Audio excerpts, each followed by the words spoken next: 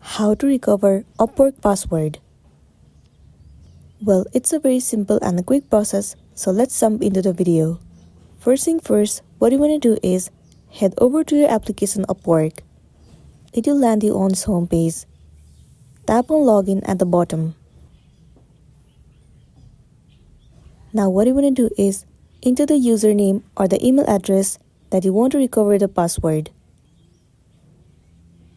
Once you have entered, tap on Continue. So now whenever you try entering the password, it says that your password is incorrect. In order to recover it, tap on Forgot Password over here. Make sure that your email address is correct. After that, tap on Send Email at the bottom right. Now head over to your application Gmail and search for the mail sent by UpWork. So this is the mail sent by UpWork. Tap on Update Password.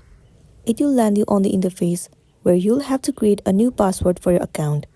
Simply enter the new password and for the confirmation, re-enter it.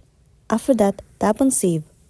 Once you click on Save, your password will be recovered successfully and then you'll be good to go.